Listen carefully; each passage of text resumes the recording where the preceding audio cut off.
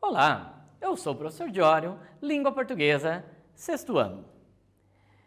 Antes de começar o nosso encontro, alguns recadinhos aqui importantes. Se você tem acesso à internet e assiste essa aula via YouTube, ou mesmo que você assista pela TV ou no celular, mas que você tenha acesso à internet em casa, é muito importante que você vá ao Classroom regularmente, né, nos horários das suas aulas, pelo menos no dia das suas aulas, porque cada aula aqui, ela vem com exercícios, com atividades propostas lá. Então é muito interessante e importante que você resolva essas atividades. Inclusive, eu estou fazendo esta aula aqui, mas aquele que vai olhar as atividades é o seu professor mesmo, da escola, não é? Que você começou o ano com ele. Então, ele está lá no Classroom justamente para te apoiar, para corrigir os exercícios, tirar suas dúvidas, ouvir suas sugestões e até as reclamações, caso tenha, né? Então, é importante. E caso você esteja assistindo pela TV, mas não tenha acesso à internet, ou seja, você não consegue acessar o Classroom, você também não está isento de fazer os exercícios. Precisa ir até a escola, né? Daí entra em contato com a sua escola, provavelmente vocês já têm isso estruturado lá. Você vai ter um momento que você vai lá e retira essas atividades impressas, né? Ou seja, fisicamente mesmo, para que você possa resolver em casa e depois devolver na escola para que o seu professor também possa recolher essas atividades, corrigi-las, enfim, dos procedimentos normais de sala de aula. Afinal, por mais que estejamos à distância, estamos em aula, não é, gente? Bom, dito isso, hoje, em mais um encontro, nós trabalharemos os objetivos de compreender um pouco mais as características do gênero classificado poético. Nós já estamos trabalhando ele há algumas aulas, não é? Os conteúdos de hoje vão ser as características do gênero classificado poético, falar um pouco mais do sentido figurado conotativo e das figuras de linguagem. Bom, vamos só relembrar aqui o que é exatamente o gênero classificado. Né? Nós já falamos, o gênero classificado, ele basicamente tem uma função comunicativa para que você ofereça empregos, oportunidades, venda ou aluguel de imóvel, móveis, veículos, serviços e objetos de modo geral. Né? Ou seja, e você ainda não só oferece, mas você também pode se deixar à disposição, né? Se oferecer como consumidor, né? Ou seja, você também pode fazer um classificado dizendo que você está interessado em algum objeto. Então, na verdade, os classificados é um lugar de troca de informações, onde as pessoas trocam produtos ou serviços, né? Então, se você tem algo para oferecer, você coloca no classificado. Se alguém está procurando algo, ou vai no classificado procurar, ou ela também coloca um classificado dizendo que ela está à procura de algo. Então, na verdade, os classificados servem para isso. Nós já falamos disso, ele é muito comum nos meios jornalísticos, nos meios de impressos, né, jornalísticos, como jornais, revistas, mas tem tudo online também hoje, inclusive tem sites de classificados. Bom, os classificados poéticos, por sua vez, eles é um pouco diferente. Apesar deles imitarem, né, a estrutura, o formato dos classificados normais, eles brincam com isso, né? Eles pegam o formato de um classificado e eles usam muito da poesia para fazer uma brincadeira ali, né? Na verdade, eles são versos cheio de poesia, que também anunciam a venda, a troca de algo, aluguel ou procura. Só que eles apenas imitam o classificado normal, vamos dizer assim, né? Eles oferecem não produtos materiais, mas produtos fantasiosos, produtos criativos, imaginativos, emoções, né? Ou seja, sensações, coisas para você imaginar, sonhar e embarcar naquilo que o classificado quer dizer. Ou seja, os classificados normais são aqueles classificados literais mesmo, onde você coloca as coisas reais do dia a dia. Os classificados poéticos já são aqueles onde você, com o uso da poesia, você brinca, né, com a realidade, usando essa ideia dos classificados normais para trazer sensações, emoções e ideias das mais diversas. Vamos ler um então, não é? Atenção, compro gavetas, compro armários, cômodas e baús. Preciso guardar minha infância, os jogos de amarelinha, os segredos que me contaram lá no fundo do quintal. Preciso guardar minhas lembranças, as viagens que não fiz, ciranda, cirandinha, e o gosto de aventura que havia nas manhãs. Preciso guardar meus talismãs, o anel que tu me destes, o amor que tu me tinhas e as histórias que eu vivi. Bonito, não é? Então veja, óbvio que aqui nós temos um classificado, não é? Você vê, não está exatamente vendendo um carro ou oferecendo um aluguel de algo, coisa assim, né? Aqui nós temos um classificado poético, onde você está usando da poesia e dessa estrutura parecida com o classificado normal para falar de outras coisas. Vamos fazer um exercício aqui. Nos versos, né? Atenção, compro gavetas, compro armários, cômodas e baús.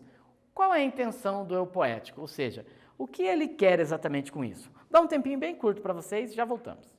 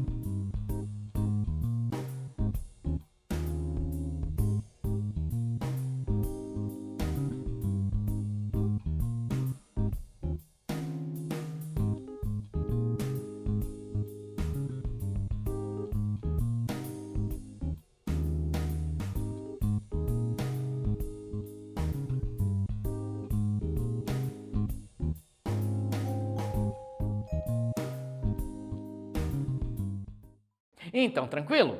Bom, deixei um pouquinho de tempo porque, né, quando ele fala compro gavetas, compro armários, cômodas e baús, gente, esta é a parte mais literal, né? O que ele está querendo dizer? Que ele quer comprar gavetas, armários, cômodas e baús, não é? Lembra daquela ideia do sentido literal e sentido figurado? Não é porque não é porque é poesia que sempre vai ser no sentido figurado. Às vezes tem partes de sentido literal também. Nós vamos ver outros exemplos. Esse outro fragmento aqui. As viagens que não fiz, ciranda, cirandinha, e o gosto de aventura que havia nas manhãs, preciso guardar meus talismãs, o anel que tu me deste, o amor que tu me tinhas e as histórias que eu vivi. Reconhecem essas partes em vermelho? Eu gostaria que vocês pensassem. Esses versos remetem a qual outro texto? Vou dar uma dica que é um texto bem conhecido, pelo menos eu imagino que seja conhecido de vocês. Já voltamos.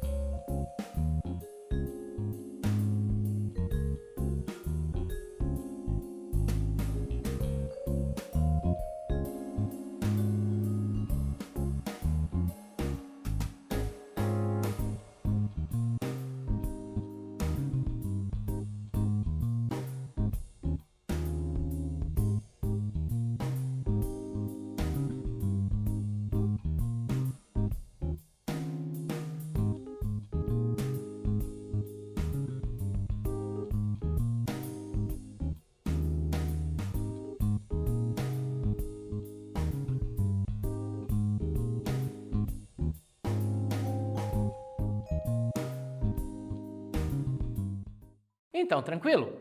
Bom, eu realmente imagino que vocês tenham reconhecido esses versinhos em vermelho. Por quê? Porque existe na língua um recurso muito interessante de você fazer referência, ou seja, você ligar um texto a outros textos, que não necessariamente estão ditos naquele primeiro texto. Ou seja, não fica claro aquela referência, mas você consegue perceber se você conhecer outro texto. No caso aqui, ciranda, cirandinha, é o nome de uma conhecida cantiga de roda, né? Ou brincadeira de roda, isso varia um pouco de região para região do país, mas as cantigas de roda ou brincadeira de roda são, não sei se hoje se brinca mais, né? Mas assim, São brincadeiras infantis, onde as pessoas se dão as mãos, fazem uma roda e ficam cantando, brincando. Tem vários tipos de cantigas para isso e várias coisinhas que vão acontecendo diferentes em cada cantiga, né? Cada brincadeira de roda tem aí a sua particularidade, tem uma característica ou outra diferente, mas são todas brincadeiras chamadas brincadeiras de roda e essas músicas, né, que acompanham essa brincadeira são chamadas normalmente de cantigas de roda. Ciranda, cirandinha é uma das mais conhecidas, né? Se você lembra, ciranda, cirandinha, vamos todos cirandar, vamos dar a meia volta, volta e meia, vamos dar o anel que tu me destes. Era vidro e se quebrou, a amizade o quê? A amizade que eu tinha era pouco e se acabou. Aí, ó. E daí continua um pouquinho. Então, veja, ele faz justamente ciranda, cirandinha é o começo e o anel que tu me deste, o amor que tu me tinhas, são partes dessa cantiga de roda, ciranda, cirandinha. Então, o autor, né, ele coloca aqui esta cantiga dentro do texto. Este recurso que eu comentei, né, de um texto fazer ligação com outro texto, ele é muito comum na língua. Assim, muito mais do que vocês imaginam, e vocês vão ver muito isso. Na verdade, vocês já veem, vocês só talvez não soubessem o nome, né? Chama intertextualidade. A intertextualidade é a relação que os textos têm. É mais ou menos assim. Você vai escrever um texto. Então, quando você vai escrever o seu texto, às vezes bem proposital e às vezes nem tão proposital assim, você acaba pegando outros textos que você tem conhecimento, textos que você já leu, textos que você já ouviu, né? Enfim, coisas que você já conversou, já discutiu, enfim, outras ideias de outros textos e você acaba colocando no seu texto, né? É mais ou menos isso que é a intertextualidade. É você fazer referência de um texto dentro do outro texto. Ou seja, dentro daquele anúncio, ele colocou um outro texto que é a cantiga de roda ciranda cirandinha. Ou pelo menos partes dele, né? Então, para fazer aquela ideia de um texto com outro, por quê? Porque eles têm alguma coisa a ver, né? Eles têm ideia. Como seria? Se nós pegarmos aqui, ele está falando...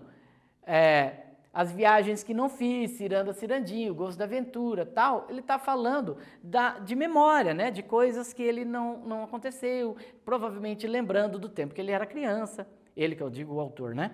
Então, a ciranda, cirandinha é algo que vem com a lembrança, vem com essas memórias de infância, então tem tudo a ver ali com o texto, com a ideia que ele quer passar, né? Que ele fala aqui, ó, vou voltar até aqui, ó. Ele fala aqui, ó, para guardar, bem no início ele coloca, compro gavetas, armários e tal, para guardar a minha infância, os jogos de amarelinha, enfim, guardar as minhas lembranças. Então, quando ele fala isso, né, ele já está indicando que ele quer guardar as memórias, as lembranças de quando ele era criança. Então, ele coloca o ciranda cirandinha, que é uma das cantigas de infância, né? Então, você que conhece, que percebe que ele está fazendo referência a essa cantiga de roda, você já entende, realmente, ele está falando da infância dele, lembrando do tempo de criança e tudo mais. Entenderam mais ou menos? Este que é o recurso da intertextualidade, ou seja, você pegar uma parte de um texto, fazer referência, fazer uma ligação de um texto com outro texto. Isso é bem comum e bem interessante na língua. No caso aqui, como eu disse, fazendo da cantiga ciranda cirandinha. Vamos ler um outro classificado poético, que isso vai ficar talvez bem mais claro. Troca-se um Homem-Aranha. Troca-se um Homem-Aranha de mentira por uma aranha de verdade. Uma aranha competente que teça belas teias transparentes. Que pegue moscas, mosquitos e não entenda nada de bandidos. Uma aranha que seja uma aranha simplesmente. Não é legal? Então, vocês percebem, primeiro, ele é um classificado porque ele já começa falando troca-se, né?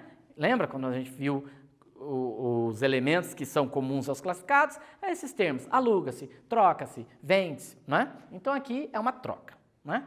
Aí ele troca-se o Homem-Aranha. Já vem uma espécie de intertextualidade, porque você precisa pelo menos conhecer o que é o Homem-Aranha, né? Você saber do que se trata, que é aquele herói que foi picado pela aranha e tal, né? Então, bom... Isso já é uma espécie de intertextualidade, afinal, você precisa conhecer o outro texto, ou seja, a história do Homem-Aranha, para fazer sentido essa história. Estão entendendo mais ou menos? Então, isso sempre vai funcionar assim na língua. Tanto é que quando ele fala que pegue moscas, mosquitos e não entenda nada de bandidos, vamos imaginar que a pessoa não conheça o Homem-Aranha.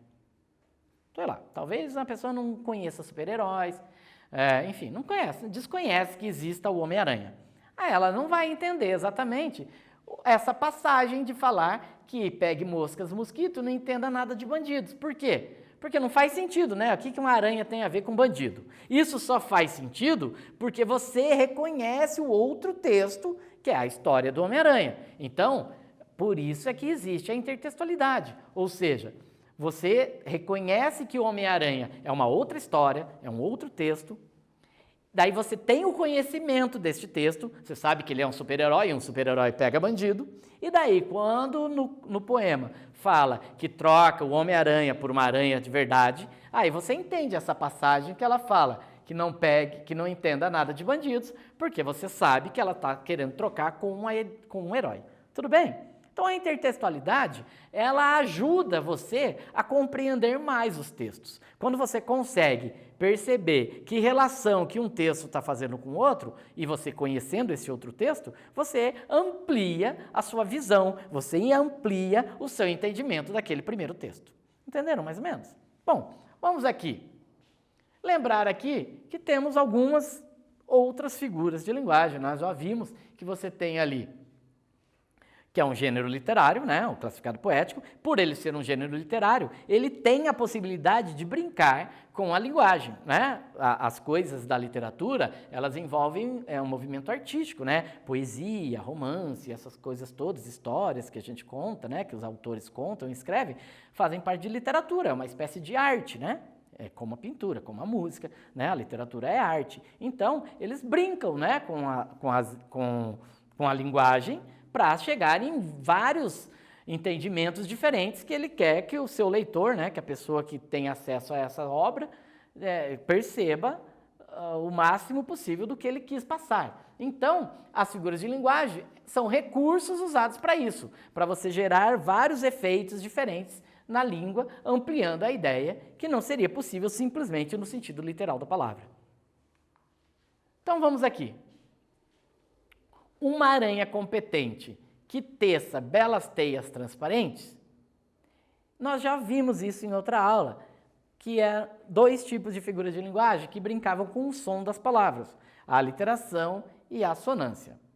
Eu espero que vocês lembrem, eu não vou dar dica desta vez. Vamos direto para o exercício. Eu gostaria que você reconhecesse aqui se é a aliteração ou se é a assonância e justificar por quê. Nós já voltamos.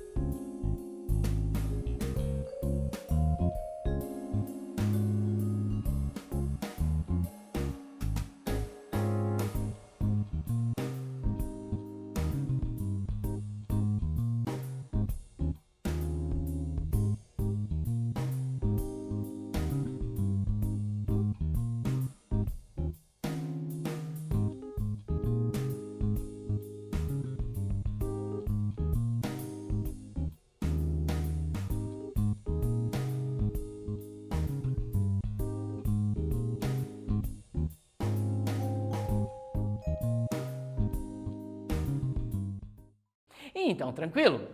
Tá, eu não dei a dica desta vez porque nós falamos isso na aula anterior, mas talvez vocês não lembrassem. A literação e a assonância são figuras de linguagem que lidam com os sons das palavras, não é? Uma é a repetição de sons vocálicos, ou seja, sons de vogais, e o outro é a repetição de sons consonantais, de sons de consoantes. Lembra disso? Então, só não falei o nome, né? Porque eu falei, não vou facilitar tanto a vida deles. Agora, uma aranha competente que teça belas teias transparentes. O que você percebe que tem aí uma certa repetição de sons? Os sons do T, né? Olha, competente, teça, teias transparentes. Então, você repete um som de consoantes, ou seja, sons consonantais, a literação. A assonância era outra, né? A assonância é quando você repetia sons vocálicos, de vogais. A aliteração é quando você repete sons consonantais, de consoantes. A assonância e a literação, se vocês lembram da outra aula, são recursos sonoros, né? Onde você, com essas repetições de sons, você causa uma certa musicalidade para os versos. Então, ele é muito usado na poesia de modo geral. Né? A proximidade desses sons para causar uma certa melodia, para causar uma certa musiquinha, né, nos versos. Bom, mas vamos ver mais duas figuras de linguagem. Eu também disse que figuras de linguagem são os recursos que você tem disponível na língua para lidar e brincar com as palavras, para causar vários efeitos. Então, tem vários tipos de figura de linguagem. Vamos vendo de pouco em pouco, né? Nós já vimos a literação e a assonância, que são recursos mais sonoros, e agora vamos ver a anáfora e a antítese. A anáfora pode ser considerado também um pouco recurso sonoro, a antítese nem tanto, é mais um recurso de ideias mesmo. O que seria? A anáfora é a repetição de uma mesma palavra, ou até um grupo de palavras, no início dos versos ou das frases. Ou seja, você fica repetindo o mesmo, né, a mesma ou as mesmas palavras no início para causar um certo efeito também. E a antítese é quando você coloca termos contrários, ou seja, termos que têm oposição de sentido, né, que eles se opõem. Algo que é muito contrário ao outro quando você coloca próximo nos versos. Vamos ver os exemplos. Anáfora. Isso aqui é um comecinho de uma música, tá? De uma letra de uma música, né? Eu já comentei aqui também que as letras de música, na sua maioria, nem sempre, mas a grande parte das letras de música, elas muito se assemelham à poesia, né? Você já deve ter visto e percebido isso, né? As poesias e as letras de música, elas têm um formato muito semelhante, né? Então, quando não tinha nada, eu quis. Quando tudo era ausência, esperei. Quando tive frio, tremi. Quando tive coragem, liguei. E a música continua assim, bastante quando. Se você puder ouvir depois, chama A Primeira Vista, do Chico César. Ela é um pouco antiga, mas ela é bonitinha, né? Procura aí na internet que você acha fácil. Então, o que nós temos aqui? A repetição do quando, né? Então, essa repetição toda, ela tem uma função que é de fortalecer e de afirmar essa ideia, né? Fica repetindo isso, e é a chamada de anáfora. Já a antítese é, como eu falei, quando você coloca palavras de sentidos opostos, sentidos contrários próximas, como, por exemplo, alegrias e tristezas são constantes da vida. Né? Alegria é contrário de tristeza, ou tristeza é contrário de alegria. Então, quando você aproxima termos assim muito opostos, né? Que um é totalmente contrário do outro, você tem a antítese. Isso também é muito interessante e aparece bastante nos versos, nas poesias de modo geral. Então, vamos aqui. Troca-se um Homem-Aranha de mentira por uma aranha de verdade. Qual figura temos aqui, né, nesses versos? Antítese ou anáfora? Gostaria que vocês tentassem responder no caderno, justifique, já voltamos.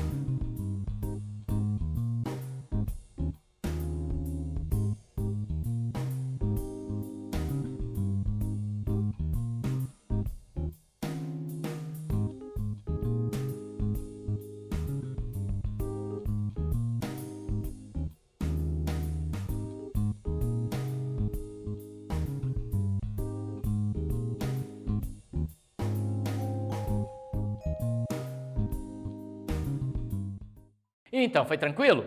Bom, troque-se um homem de aranha de mentira por uma aranha de verdade. O que nós temos aqui? Repetição de palavras? Não, né? Nós temos aqui a palavra mentira com a palavra verdade, que são palavras opostas, né? Uma é o contrário da outra. Verdade é o contrário de mentira, mentira é o contrário de verdade. Então, nós temos a antítese, né?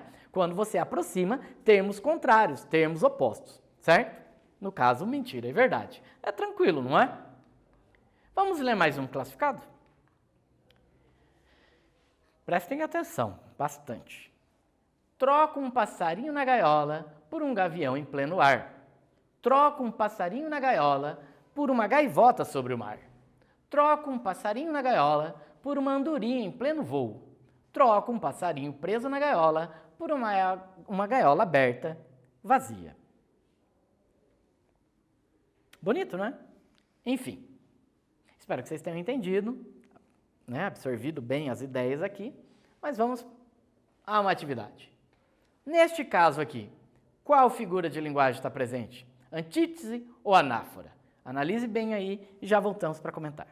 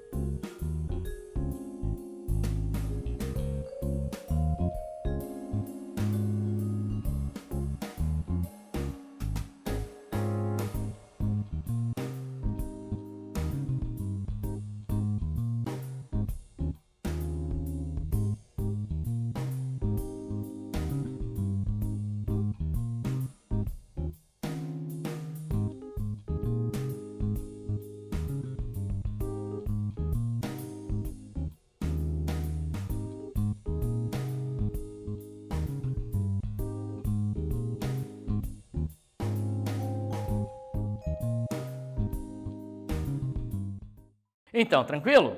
Bom, troca um passarinho na gaiola, troca um passarinho na gaiola, troca um passarinho na gaiola, né? Fica repetindo, ó. Se você olhar aqui, né? muito essa estrutura. Então, nós temos o quê? A anáfora, não é? Eu disse que é a repetição de uma palavra ou um grupo de palavras. Então, você tem troca um passarinho na gaiola por um, troca um passarinho na gaiola por um, e fica repetindo isso. É uma figura de linguagem, né? A anáfora.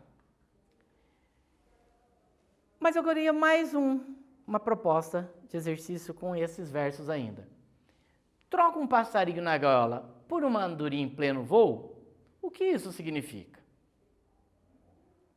Prisão, liberdade ou liberdade, prisão? Já voltamos com a resposta.